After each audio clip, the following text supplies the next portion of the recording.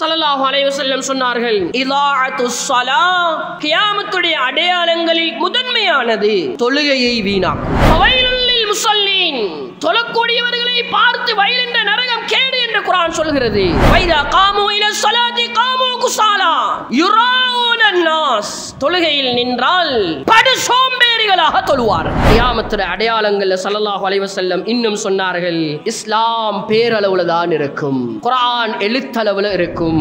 இன்னைக்கு இஸ்லாம் என்றது அது வாகனங்கள் ஒட்டப்பட்டிருக்குது. Islam is the way of life. இன்னைக்கு அந்நியவர்கள் வந்து இஸ்லாமை பார்க்கணும்டா யாரை காட்டுறது, எங்க காட்டுறது, எதை காட்டுறது?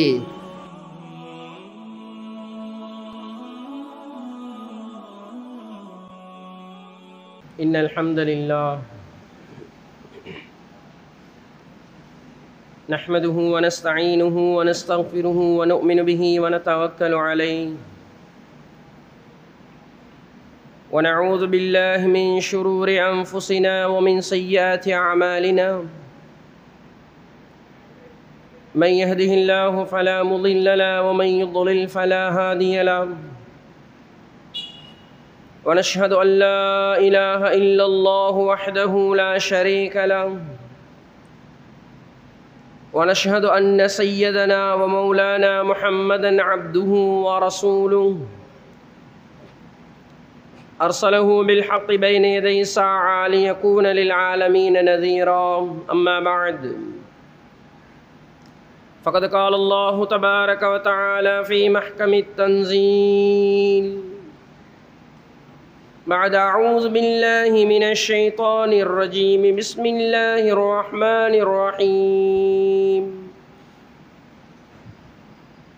إن الله عنده علم الساعة وينزل الغيث صدق الله مولانا العظيم. وقال نبينا محمد صلى الله عليه وسلم إن الله لا يحرم إن العبد لا يحرم الرزق بذنب يصيبه صدق رسول الله صلى الله عليه وسلم. நிறையுடைய வாழ்மளித்து நெடுநிலத்தை காக்க வந்த மறையளித்த இறைவனுக்கே மாபெரும் புகழ் அனைத்தும் அல்ஹம்துலில்லாஹ். ஸலாத் என்னும் கருணையும் சலாம் என்னும் ஏற்றமும் சாந்தி மதமேந்தி வந்த சர்தாரே ஆலம் ஸல்லல்லாஹு அலைஹி வஸல்லம் அன்னவர்கள் மீதும் அன்னவர்களின் வாழ்க்கை வழிமுறையை பின்பற்றி வாழ்ந்த உத்தம சஹாபாக்கள், தாபிஊன்கள், அத்பாஉ தாபீன்கள் மீதும் இவ்விண்ணகமும் மன்னகமும் நிலைத்திருக்கும் காலமெல்லாம் அன்னவர்களின் வாழ்க்கை வழிமுறையை பின்பற்றி வாழக்கூடிய முஃமினான ஆண்கள், பெண்கள் அனைவர்கள் மீதும் அல்லாஹுவின் சாந்தியும் சமாதானமும் சுபீட்சமும் ஈடேற்றமும் என்றென்றும் எல்லோருக்கும் எல்லா நிலையிலும் உண்டாகட்டும் என்று நான் பிரார்த்தனை செய்ததன் பின்னால்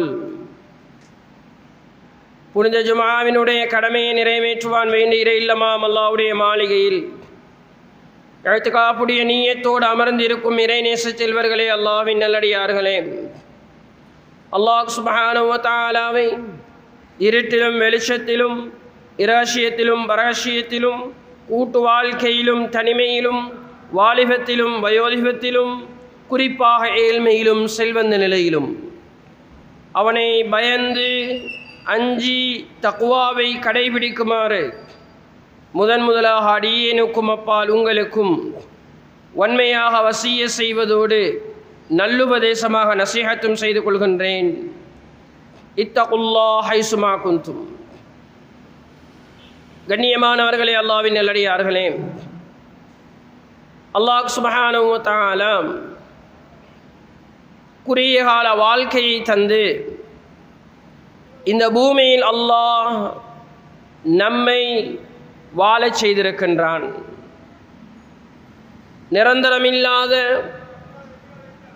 அழிவே முடிவே இல்லாத வாழ்க்கை அது ஆகிராவுடைய வாழ்க்கையாக இருக்கின்றது என்பதை குர்ஆன் நமக்கு தெளிவுபடுத்தி இருக்கிறது. உலகில் படைக்கப்பட்ட அத்துணை வஸ்துக்களும் என்றாவது ஒரு நாள் அழிந்து இல்லாமலாகி சுக்குநூறாகும் என்ற யதார்த்தத்தையும் ஈமானுடைய பாடம் குர்ஆன் ஹதீஸ் நமக்கு அதை தெளிவுபடுத்தி இருக்கிறது. கண்ணியமானவர்களே, அல்லாஹ்வின் நல்லடியார்களே, மா இந்தகும் யன்ஃபத் வமா இந்தல்லாஹி பாக். நமக்கு முன்னால் இருக்கக்கூடிய அத்தனை விடயங்களும் கண்ணுக்கு முன்னால் தெரியக்கூடிய, தெரியாத, அறிவுக்கு புலன்படக்கூடிய, புலன்படாத, நாம் அறிந்த அறியாத அனைத்தும் என்றாவது ஒரு நாள் அழிந்து நாசமாகிவிடும் என்பதை குர்ஆன் நமக்கு தெளிவுபடுத்துகிறது. கண்ணியமிக்க அன்பான சகோதரர்களே, அல்லாஹ்வின் நல்லடியார்களே, அழியக்கூடிய நாள் அது எப்படிப்பட்ட நாள், எந்த நாள் என்பதை யாரும் அறிய முடியாது அல்லாஹ் சுப்ஹானஹு வ தஆலாவை தவிர. அதை பற்றிய அறிவு அல்லாஹுக்கு மாத்திரம்தான் இருக்கிறது. இன்னல்லாஹ இன்தஹு இல்முஸ் ஸாஅ. 5 விடயங்களை அல்லாஹ் குர்ஆனில் தெளிவுபடுத்துகிறான். வயனஸ்ஸிலுல் கைஸ் வயஅலமு மா ஃபில் அர்ஹாம் வமா தத்ரி நஃப்ஸுன் மாதா தக்ஸிபு கதா வமா தத்ரி நஃப்ஸுன் பிஐ அர்தின் தமூத். 5 விடயங்களை குர்ஆனில் அல்லாஹ் சுட்டிக்காட்டி இருக்கின்றான். கியாமத்துடைய யுக முடிவினுடைய நாள் அது எப்பொழுது வரும் என்ற அறிவு யாருக்கும் கிடையாது. நபிமார்களுக்கும் கிடையாது, ரசூல்மார்களுக்கும் கிடையாது. ஆனாலும் ஸல்லல்லாஹு அலைஹி வஸல்லம் அவர்கள் யுக முடிவினுடைய அடையாளங்களில் சிலதை அடியார்களுக்கு தன்னுடைய கடைசி ஹஜ்ஜத்துல் விதாவில் வைத்து ரொம்ப தெளிவாக எடுத்து சொல்லியிருக்கிறார்கள். இமாம் மாவர்தி ரஹிமஹுல்லாஹ் அவர்கள் சொல்கிறார்கள், இப்னு அப்பாஸ் ரலியல்லாஹு தஆலா அன்ஹு அவருடைய ரிவாயத், ஹஜ்ரத் ஸல்லல்லாஹு அலைஹி வஸல்லம் அவர்கள் ஹஜ்ஜத்துல் விதாவின் பொழுது கஅபாவின் வாயிலின் வழியாக வந்து அதனுடைய வலயங்களில் இருந்து அதை பிடித்தவர்களாக சஹாபாக்களுக்கு முன்னால் தன்னை முன்னோக்கி இருந்த சல்மான் ஃபாரிசி ரலியல்லாஹு அன்ஹு அவர்களை அழைத்து கேட்டார்கள், அலா உஹ்பிருக்கும் பி அஷ்ராத்திஸ் ஸாஅ, உங்களுக்கு நான் யுக முடிவினுடைய அழிவினுடைய அடையாளங்களில் சிலதை சொல்லித்தரட்டுமா? கண்ணியமிக்க அன்பான சகோதரர்களே, உலகத்தில் வாழக்கூடிய நாம், இன்ப களியாட்டங்களில் மூழ்கி இருக்கும் நாம், உள்ளத்தை ஆசா பாசங்களுக்கு இன்னொரென்ன விடயங்களுக்கு அடிமைப்படுத்தி வாழக்கூடிய நாம், பதவி பட்டம் ஆட்சி அதிகாரத்தின் மோகத்தில் மூழ்கி இருக்கும் நாம், உலகத்தினுடைய அலங்காரங்களை கண்டு ஏமாந்திருக்கும் நாம், நிச்சயமாக இந்த விடயங்களை தன்னுடைய வாழ்க்கையில் தன்னுடைய ஈமானை பாதுகாப்பதற்கு, தன்னுடைய அமால்களை சீராக்குவதற்கு, ரப்புடைய நெருக்கத்தை அடைவதற்கு, நபியுடைய வாழ்க்கையை நிலைநாட்டுவதற்கு, குர்ஆனுடைய வாழ்க்கைகளை அஹ்காமாத்துகளை பேணுவதற்கு கட்டாயம் நாம் தன்னுடைய வாழ்க்கையில் இவைகளை சிந்திக்க வேண்டிய கடமைப்பாடுள்ளவர்களாக இருக்கிறோம். அதிலும் விசேடமாக இந்த காலகட்டம் ஈமானுக்கு பல சவால்கள், ஈமானுடைய பல சோதனைகள், குர்ஆன் ஹதீஸுடைய வார்த்தைகள் முதுகுக்கு பின்னால் ஆக்கப்பட்டு மனோ இச்சைகளுக்கு அடிமைப்பட்டு வாழக்கூடிய இந்த காலகட்டத்தில் கட்டாயம் குடும்பம் சகிதம் நாம் இந்த விடயங்களை பேச வேண்டிய, ஆய்வு செய்ய வேண்டிய, இந்த விடயங்களை உள்ளத்தில் பதிய வைக்க வேண்டிய அவசியமான காலகட்டத்தில் தற்பொழுது நாம் வாழ்ந்து கொண்டிருக்கிறோம். பேசக்கூடிய விடயங்கள், சொல்லக்கூடிய விடயங்கள் என்னுடைய வாழ்க்கையில், என்னுடைய மனைவியுடைய வாழ்க்கையில், என்னுடைய பிள்ளைகளுடைய வாழ்க்கையில், என்னுடைய அக்கம் பக்கத்தில் இருக்கக்கூடியவர்கள் வாழ்க்கையில், என்னுடைய குடும்பத்தை சேர்ந்தவர்களுடைய சகோதர இரத்த பந்தங்களுடைய வாழ்க்கையில் இருக்கும் என்றால் நாம் ஒவ்வொருவரும் தம்மை தாமே சிந்தித்து நிந்திக்க கடமைப்பட்டிருக்கிறோம். கண்ணியமானவர்களே, ஸல்லல்லாஹு அலைஹி வஸல்லம் சொன்னார்கள், ஹதரத் சல்மான் ஃபாரிசி ரலியல்லாஹு அன்ஹு அவர்களை பார்த்து, உங்களுக்கு நான் கியாமத்துடைய அடையாளங்களை சொல்லி தரட்டுமாம்? ஃபிதாக அபி வ உம்மி யா ரசூலல்லாஹ், என்னுடைய தாயும் தந்தையும் உங்களுக்கு அர்ப்பணமாகட்டும் யா ரசூலல்லாஹ், நிச்சயம் எனக்கு சொல்லி தாருங்கள் என்று சொன்ன நேரத்தில் ஸல்லல்லாஹு அலைஹி வஸல்லம் சொன்னார்கள், முதலாவது நபி அவர்கள் ஹைலைட் பண்ணியது, முதலாவது நபி அவர்கள் மேற்கோள் காட்டியது எதை தெரியுமா?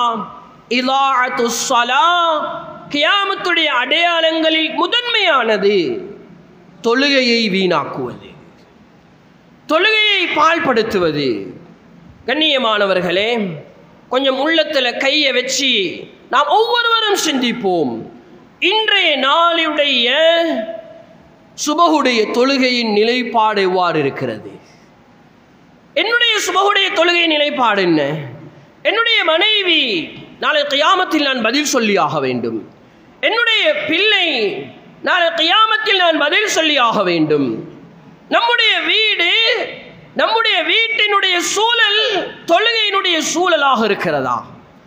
உலக வாழ்க்கையில் இருக்கக்கூடிய வீடுகள் இரண்டு கட்டமைப்பு தான்.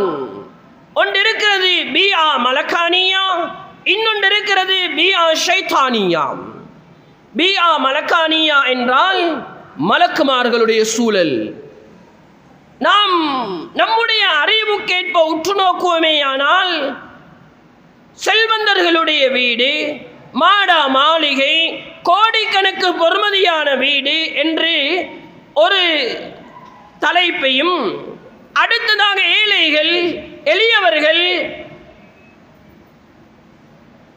பணவசதி அற்றவர்கள் என்று அடுத்ததையும் நாம் ஹைலைட் பண்ணுகிறோம். ஆனால் தீனுடைய, மார்க்கத்தினுடைய, ஷரியத்தினுடைய நோக்கில் பார்க்கும் பொழுது இரண்டு வகையான வீடுகள். ஒன்று பிஆ மலக்கானியா, மலக்குமார்களுடைய சூழலுடைய வீடு.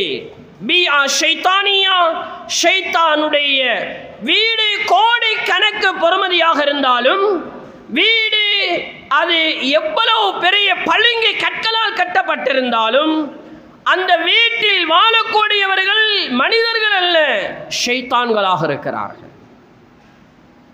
கண்ணியமானவர்களே, என்னுடைய வீட்டினுடைய நிலைப்பாடு என்ன?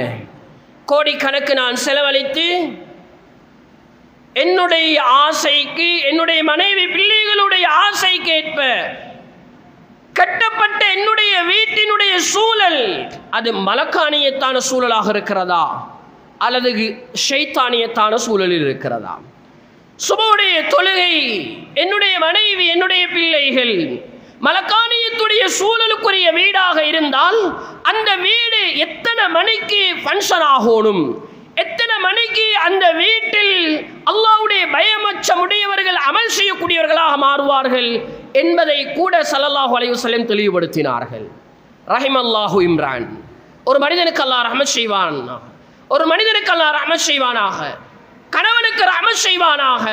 எப்படிப்பட்ட கணவர் தான் தஹஜ்ஜுத் தொழுது தன்னுடைய மனைவி தூங்கி கொண்டிருக்கிறாள், இதை கண்ணால் பார்த்து அவளும் ஃபர்லு தொழுகைக்கல்ல தஹஜ்ஜுத் தொழுகை எழும்பி தொழ வேண்டும் என்பதற்காக தண்ணீரை தொளித்து அந்த மனைவியை எழுப்பாட்டுகிறார். அப்படி என்றால் இங்கு ஸல்லல்லாஹு அலைஹி வஸல்லம் எதை ஹைலைட் பண்ணுகிறார்கள்? நபி அவர்கள் இன்னைக்கு என்ன சொல்ல வருகிறார்கள்? மலக்கானியத்தான சூழலுடைய வீடு தஹஜ்ஜத்தில் இருந்து ஃபங்க்ஷன் ஆகணும், தஹஜ்ஜத்துடைய தொழுகையில் இருந்து ஃபங்க்ஷன் ஆகணும். கண்ணியமிக்க அன்பார்ந்த சகோதரர்களே, அல்லாஹ்வின் நல்லடியார்களே, ஆனால் இன்று என்னுடைய சுபஹுடைய தொழுக, என் மனைவியுடைய சுபஹுடைய தொழுக, என்னுடைய பிள்ளைகளுடைய சுபஹுடைய தொழுக எந்த அளவுக்கு வீணாக்கப்பட்டு கொண்டிருக்குது? நாங்கள் ஒவ்வொருவரும் கேள்வி கேட்கலாம். என்னுடைய உள்ளத்தில் கையை வச்சு தொழுகையை பற்றி பேசும் பொழுது 5 சாரார்களை அல்லாஹ் ஹைலைட் பண்ணி இருக்கிறான்.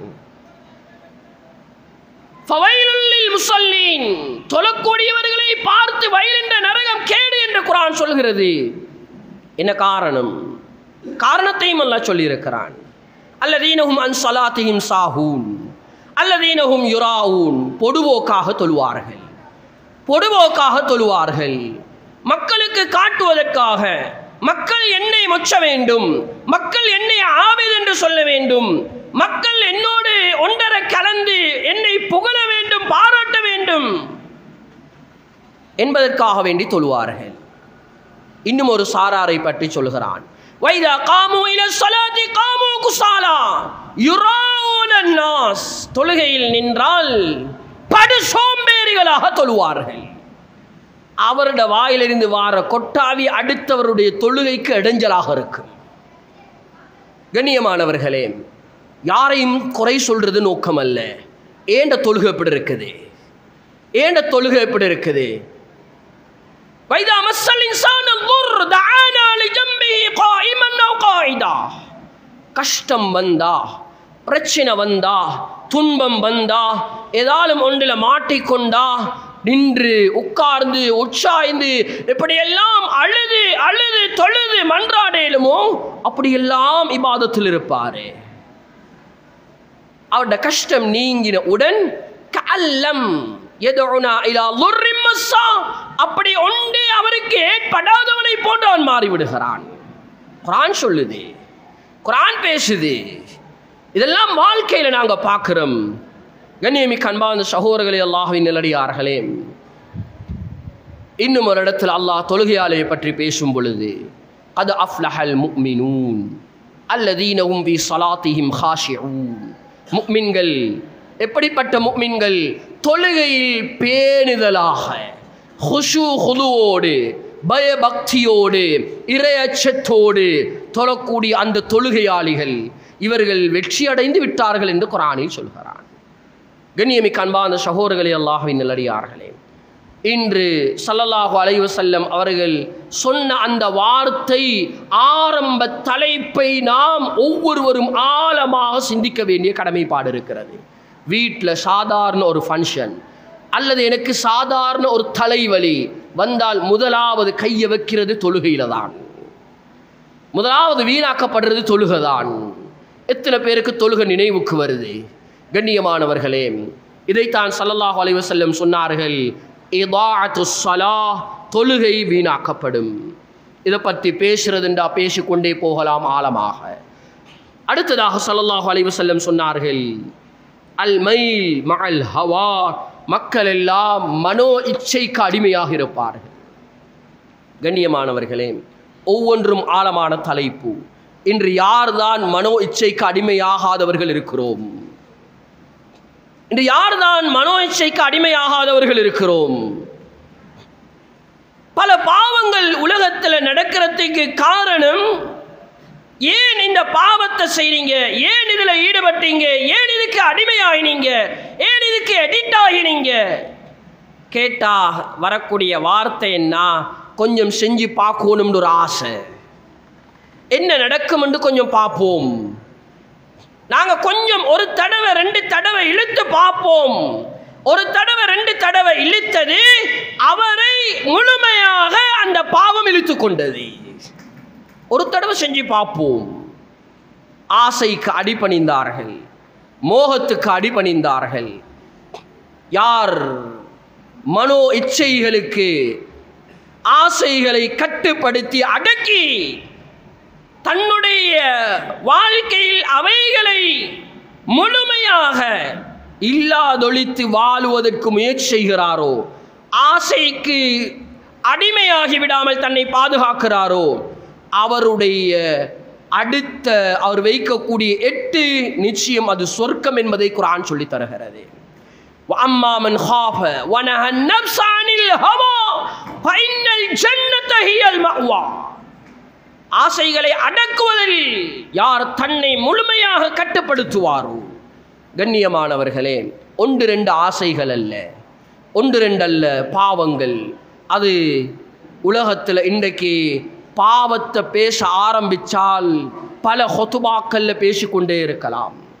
கண்ணியமிக்க அன்பார்ந்த சகோதரர்களே, ஸல்லல்லாஹு அலைஹி வஸல்லம் சொன்னார்கள், கியாமத்துடைய அடையாளங்கள்ல இதுவும் ஒரு பயங்கரமான அடையாளம், இதுவும் ஒரு மோசமான அடையாளம். அதே போலதான் ஸல்லல்லாஹு அலைஹி வஸல்லம் சொன்னார்கள், தஅலீமு ரப்பில் மால், பணம் படைத்தவர்கள், பணம் படைத்தவர்கள். இவர்கள் இந்த பூமிக்கு மேலால் கண்ணியப்படுத்தப்படுவார்கள்.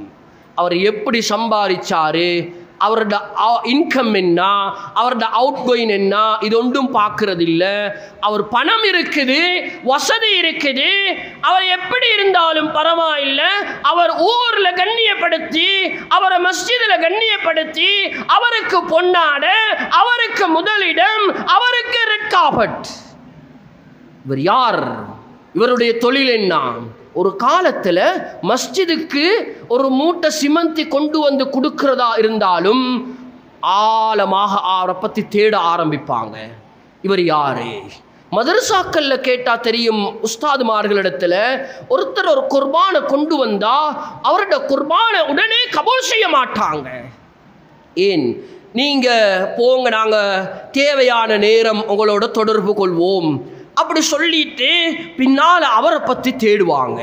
இவருடைய குர்பான் எடுக்கலுமா, இவருடைய குர்பான் பிள்ளைகளுக்கு எடுத்து இந்த குர்ஆன் ஹதீஸ மனனம் செய்யக்கூடிய இந்த உள்ளங்கள், இந்த பிச்சு பாலகர்களுக்கு இந்த குர்பான் ஹலால் ஆகுமா என்றெல்லாம் தேடிதான் அவருடைய சதகாவை கபூல் செய்வாங்க.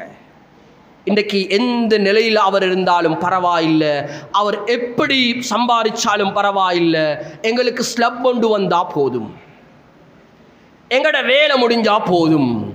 கண்ணியமானவர்களே, இது ஒரு ஆழமான தலைப்பு இல்லையா? இதை பற்றி பேசினால் பேசிக்கொண்டிருக்கலாம். இப்படியான ஒரு நிலைப்பாடு இந்த பூமிக்கு மேலே உருவானால் ஸல்லல்லாஹு அலைஹி வஸல்லம் சொன்னார்கள், அது கியாமத்துடைய அடையாளம். கண்ணியமிக்க அன்பான சகோதரர்களே, அல்லாஹ்வின் நல்லடியார்களே, மேலும் ஸல்லல்லாஹு அலைஹி வஸல்லம் சொன்னார்கள், யுஸத்தகுல் காதிப் வ யுகzzபு ஸாதிக். இந்த பூமிக்கு மேலே உண்மை பேசக்கூடியவர்கள் பொய்ப்பிக்கப்படுவார்கள், பொய்யர்கள் உண்மைப்படுத்தப்படுவார்கள். இன்றைக்கு நாங்கள் பார்க்குறோமா இல்லையா? நிதர்சனமாக நாங்கள் பார்க்குறோம், பல இடங்களில் நாங்கள் பார்க்குறோம். யாரெல்லாம் நல்ல வடிவமைச்சு நல்ல பேச்சாற்றல் உள்ளவராக அவருக்கு அவருடைய திறமையை பாவிச்சு எப்படியெல்லாம் பொய் பேசி மக்களை கவர்றாரோ அவருக்கு முதலிடம். உண்மை பேசக்கூடியவர்களை ஏதோ ஒரு மூலையில் இருப்பாங்க, அவங்கள சமூகம் கண்டுகொள்றதில்லை, அவங்களுக்கு பவர் இல்லை, அவங்களுக்கு மக்களுடைய எந்த விதமான சப்போர்ட்டும் இல்லை. கண்ணியமிக்க ஆனால் அல்லாஹ் இடத்துல அவங்களுக்கு கண்ணியம் இருக்குது, அல்லாஹ் இடத்துல அவங்களுக்கு அந்தஸ்து இருக்குது. கண்ணியமிக்க அன்பான சகோதரர்களே, அல்லாஹ்வின் நல்லடியார்களே, தேர்தல் காலங்களில் இதை நாங்கள் அதிகமாக பார்க்கலாம். ஸல்லல்லாஹு அலைஹி வஸல்லம் சொன்னாங்க ஒரு ஹதீஸ்ல, யாருக்கு அல்லாஹ் 4 விடயங்களை கொடுத்தானோ அவர் உலகத்தில் எந்த விடயம் அவருக்கு இல்லாவிட்டாலும் பரவாயில்லை, அதுல ஒன்றுதான் ஹிஃப்துல் அமானா, அமானிதத்தை பாதுகாக்கக்கூடிய தன்மை, அந்த பக்குவம். அது ஈமான் இல்லாமல் வராது. 2வது சொன்னாங்க ஸல்லல்லாஹு அலைஹி வஸல்லம், உண்மை பேசக்கூடிய நாவு, உண்மை பேசக்கூடிய நாவு. இன்றைக்கு சாதாரண விடயங்களுக்கெல்லாம் போய் பேசப்படுது. வீட்டில் இருக்கிறாரு, பாவம் சின்ன புள்ள மகன் 6-7 வயது, இவர் வாப்பா கோல் வந்ததோட சொல்றாரு மகனுக்கு, மகன் சொல்லுங்க வாப்பா பாத்ரூம்ல இருக்கிறாரு, கடைக்கு போயிருக்கிறாரு, வந்து கொண்டிருக்கிறாரு, வர ரெடி ஆகிறாரு. அந்த பாலகன் வாப்பா படிச்சு கொடுத்த பாடம், அது வீடுதான், தாய் தகப்பன் தான் ரோல் மாடல். வாப்பா படிச்சு கொடுத்த பாடம், அந்த பொய் அங்கிருந்து உருவாகுது. கண்ணியமானவர்களே, நடக்குதா இல்லையா? இதுதான் ஸல்லல்லாஹு அலைஹி வஸல்லம் சொன்னார்கள். இதுபோல கண்ணியமானவர்களே, கியாமத்துடைய அடையாளங்கள்ல ஸல்லல்லாஹு அலைஹி வஸல்லம் இன்னும் சொன்னார்கள், இஸ்லாம் பேரளவில் தான் இருக்கும், குர்ஆன் எழுத்தளவில் இருக்கும். இன்றைக்கு இஸ்லாம் என்றது அது வாகனங்கள் ஒட்டப்பட்டிருக்குது.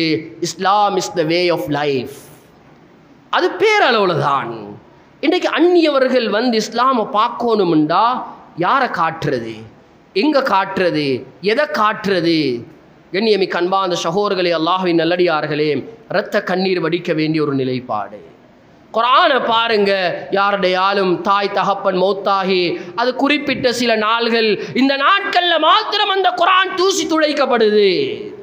யாருடைய வாழ்க்கையில் குர்ஆன் எடுத்து நடக்கணும் என்ற பக்குவம் எத்தனை பேருக்கு இருக்குது?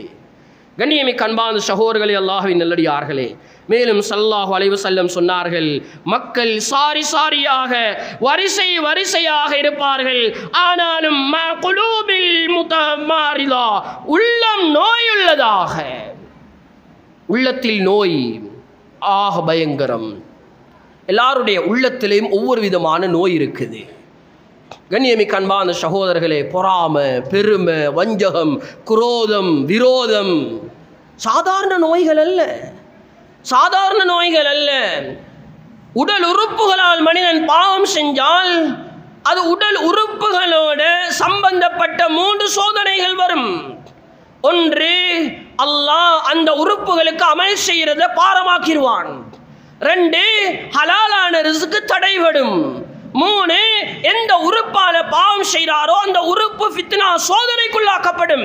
சில சமயங்கள்ல அதிகமாக பாவம் செஞ்சு செஞ்சு செஞ்சு அந்த உறுப்பு செயலிழக்க ஆரம்பித்து விடும். பாவத்துக்காக நடந்து போனவர் திடீரென்று ஆக்சிடென்ட், திடீர் ஆபத்து வரும் பொழுது வீட்டுக்கு 2 காலும் இல்லாம வாராரு.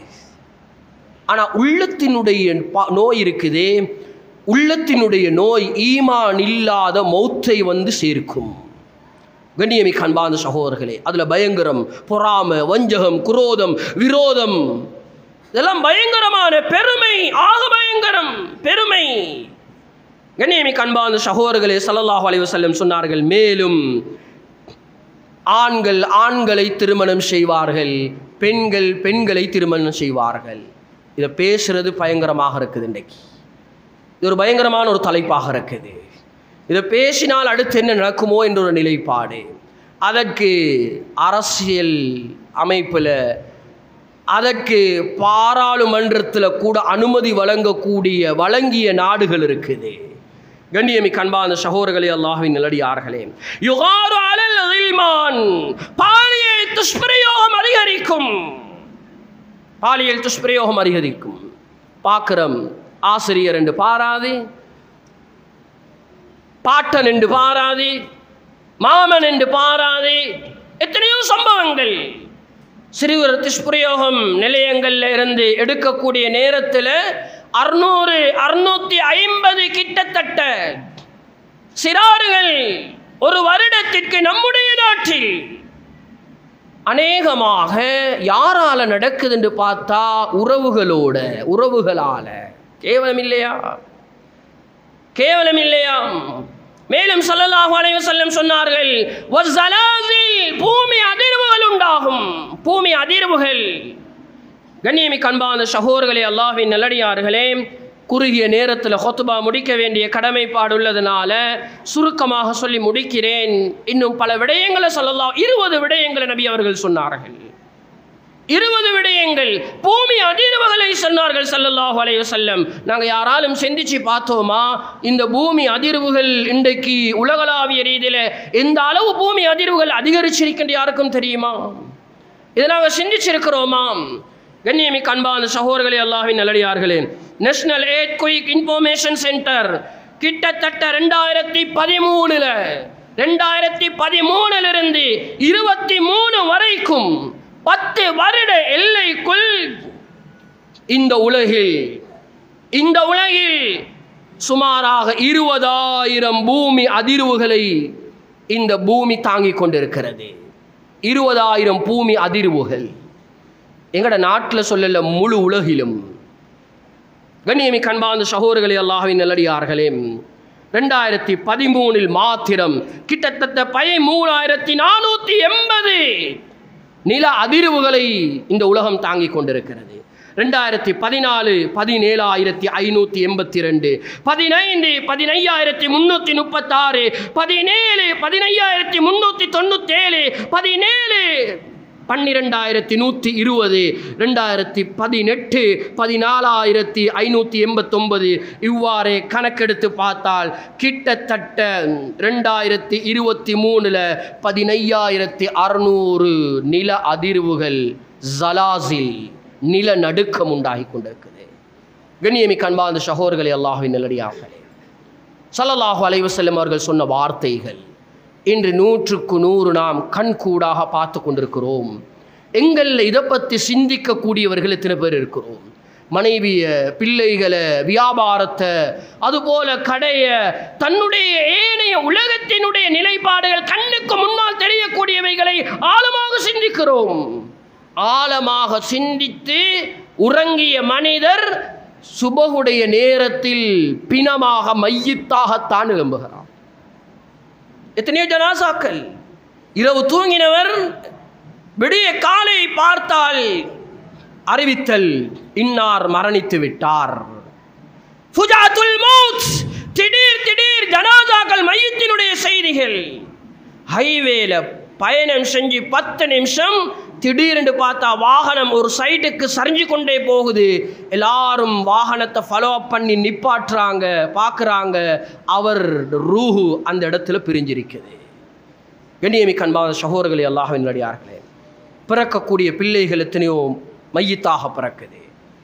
கண்ணியமானவர்களே, அல்லாஹ்வின் நல்லடியார்களே, இவ்வாறு ஸல்லல்லாஹு அலைஹி வஸல்லம் அதிகமான விடயங்கள், கியாமத்துடைய அடையாளங்கள். ஏன் ஸல்லல்லாஹு அலைஹி வஸல்லம் இதை சொன்னார்கள்?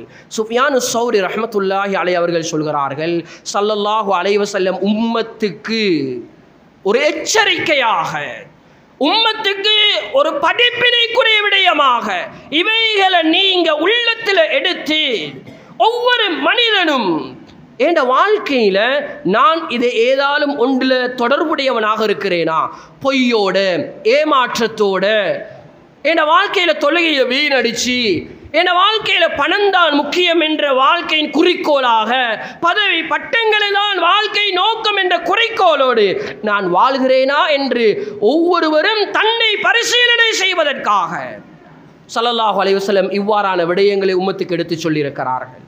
எனவே கண்ணியமானவர்களே, நாம் இருக்கக்கூடிய காலம் ஈமானுக்கு பல சோதனைகள், பல விதத்திலும் எல்லா அமைப்பிலும் ஈமான் பறிக்கப்படக்கூடிய ஒரு காலத்தில் இருக்கிறோம். எனவே இந்த காலத்தில் நாங்கள் எல்லாத்தையும் சிந்திச்சிருக்கிறோம். கொஞ்சம் உள்ளத்தில் கவலை எடுங்க. நான் என்னை பற்றி சிந்திச்சிருக்கிறேனா? ஏண்ட நிலைப்பாடு என்ன? நான் எங்கிருந்து வந்தேன்? நான் என்ன செஞ்சு கொண்டிருக்கிறேன்? நான் எங்கே போக போகிறேன்? குர்ஆன் கேட்குது, நீ எங்கே போய் கொண்டிருக்கிறாய்? நீ எங்கே போய் கொண்டிருக்கிறாய்? நான் மௌத்துக்கு பிறகுதான் என் வாழ்க்கை ஆரம்பிக்க இருக்குது. எனவே கண்ணியமானவர்களே, உலகத்தினுடைய அழிந்து போகக்கூடிய கண்ணுக்கு தெரியக்கூடியவைகளுக்கு முதலிடம் கொடுக்கும் நான், கண்ணுக்கு தெரியாத நாளை கபருடைய, ஹஷருடைய, சிராத்துடைய, மீசானுடைய நிலைப்பாடை பற்றி நாம் ஒவ்வொருவரும் கவலைப்பட வேண்டிய ஆத்மீக தார்மீக பொறுப்புடையவர்களாக இருக்கிறோம். எனவே இந்த அடிப்படையில் கண்ணியமானவர்களே, நாம் ஒரு நாளைக்கு குறைந்தது ஒரு 10 நிமிடம் 60 வருஷம் நாங்கள் வாழ்கிறோம்டா கொஞ்சம் யோசிச்சு பாருங்க. 24 மணித்தியாலம் ஒரு நாளைக்கு, அதில் 8 மணித்தியாலம் வியாபாரம், அடுத்த 8 மணித்தியாலம் தொழிலுக்கு நாங்கள் ஒதுக்குறோம். அப்போ 3ல் ஒரு பகுதி இன்னும் ஒரு 8 மணித்தியாலம். அந்த 8 மணித்தியாலத்தில் 2 மணித்தியாலம் இபாதத்துக்கு ஒதுக்குறோமா? தொழுகைக்கு எவ்வளவு நேரம் போக போகுது? 5 நேரம். குறைஞ்சது ஒரு மணித்தியாலம் என்று வைங்களேன், ஒரு மணித்தியாலம் என்று வைங்க தொழுகைக்கு. அப்படிதான் ஒரு மணித்தியாலம். சரி, திக்ருகள், ஸலவாத்துக்கள், இபாதத்துக்கள், நபிலான தொழுகைகள் என்று பார்த்தால் ஒரு 2 மணித்தியாலம். அப்படி பார்த்தாலும் 60 வருஷம் வாழ்ந்த மனிதன் இந்த பூமிக்கு மேல 5 வருஷம்தான் இபாதத் செஞ்சிருக்கிறாரு. குடும்பத்துக்காக வேண்டி மாடாக உழைச்சிருக்கிறாரு 20 வருஷம். தூக்கத்தில் செலவழிச்சிருக்கிறாரு 20 வருஷம். படைச்சவன் ரப்புல் ஆலமீன், பராமரிக்கக்கூடியவன், அவனுக்கு கொடுத்த ஆயுட்காலம் 5 வருஷம் தான். இதானே குர்ஆன் அல்லாஹ் சொல்றான், இன்னல் இன்சான லிரப்பிஹி லகனூத். மனிதன் தன்னை படைச்ச ரப்புக்கு நன்றி கெட்டவனாக வாழ்ந்து கொண்டிருக்கிறான். எனவே கண்ணியமானவர்களே, நாங்கள் எங்களை சிந்திக்க வேண்டிய கடமைப்பாடு இருக்குது. நாங்கள் எங்கே போக போகிறோம், அடுத்த நிலைப்பாடு என்ன என்ற உணர வேண்டிய கடமைப்பாடு இருக்கிறது. உலகத்தினுடைய நிலைப்பாடை பார்த்து நாங்கள் அதை பேசுறது, எழுதுறது, விமர்சிக்கிறது, இதெல்லாம் எங்களோட நோக்கம். இந்த நிலைமைகளை வச்சு குர்ஆன் ஹதீஸுடைய குர்ஆன் ஹதீஸ் இதை பற்றி என்ன பேசுது, இது ஏன் ஏற்படுது, இந்த நிகழ்வினால நாங்கள் என்ன படிப்பினை பெறணும், இதைத்தான் நாங்கள் யோசிக்கணும்.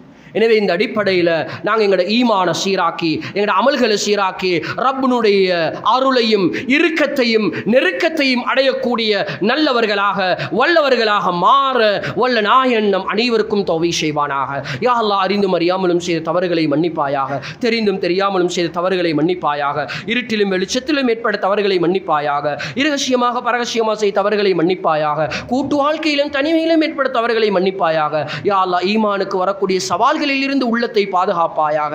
அமல்களில் பலகீனமாக வாழ்கிறோம் யா அல்லாஹ், கடமைகளில் அலட்சியம் செய்து வாழ்கிறோம் யா அல்லாஹ், கடமைகளில் பேணுதலை பக்குவத்தை தந்தருவாயாக. யா அல்லாஹ், தொழுகையில பக்குவத்தை தந்தருவாயாக. எத்தனையோ தாய் தந்தையர்கள் யா அல்லாஹ் உன்னை சுஜூத் செய்யாமல் மரணித்து விட்டார்கள் யா அல்லாஹ், உன்னுடைய கடமையை பால்படுத்தி விட்டார்கள் யா அல்லாஹ், அவர்களை நீ மன்னித்து விடுவாயாக. யா அல்லாஹ், நம்முடைய தாய் தந்தையர்கள் நம்முடைய பிள்ளைகள் மனைவி மக்கள் அனைவருக்கும் தொழுகையில பேணுதலை தந்தருவாயாக. யா அல்லாஹ், அடுத்தவர்களுடைய ஹக்குகளை பேணி நடக்க தௌஃபீக் செய்வாயாக. யா அல்லாஹ், மார்க்கத்தை சரியான முறையில் விளங்கக்கூடிய இல்மை தந்தருவாயாக. யா அல்லாஹ், அமல்கள் அனைத்தையும் உனக்காக வேண்டி செயல்படுத்தக்கூடிய அந்த இஹ்லாஸ் எனும் மனோபக்குவத்தை தந்தருவாயாக. மௌத் வரைக்கும் மார்க்கத்துக்காக வேண்டி தன்னை அர்ப்பணிக்கக்கூடிய நட்பாக்கியத்தினை அனைவருக்கும் தந்தருவாயாக. ஆமீன் ஆமீன். வ ஆகிரு தஅவானா அல்ஹம்துலில்லாஹி ரப்பில் ஆலமீன்.